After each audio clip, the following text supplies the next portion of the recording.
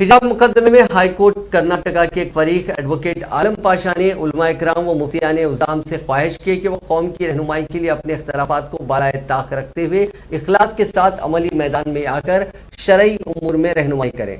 आलम पाशा ने आज मीडिया से बात करते हुए कहा कि हर शरई मामले में अदालत से रुजू होना मुसलमानों के लिए निहायत नुकसानदा है। के लिए मैं SFIO में कंप्लेंट दिया government of ministry of corporate affairs में।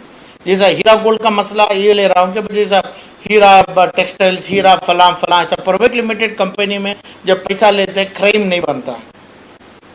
Crime IPC serious fraud investigation office comes under MCA आई मॉनिटरी एडवाइजरी करके, उसका मतलब उन हजार पूरे कुरान शरीफ से मतलब देते हूँ। आई मॉनिटरी एडवाइजरी के नाम से 14-17 कंपनी बनाए हूँ 17 कंपनीज में, और FIR एक फ्रॉड के नाम से IPC में डाले। वो बोला मेरे को फ्रॉड नहीं किया, मैं कंपनी में मैं 400 करोड़ इसको दिया, 1000 करोड़ उसको दिया, कंपनी डेवलप करने के लिए दिया, इसलिए कंपनी में नहीं आता है करके वो अपना बेल भी ले लिया, बहुत कम दिनों में बेल ले लिए। तो इसको मेन अप्लीकेबिलिटी होता है SFIO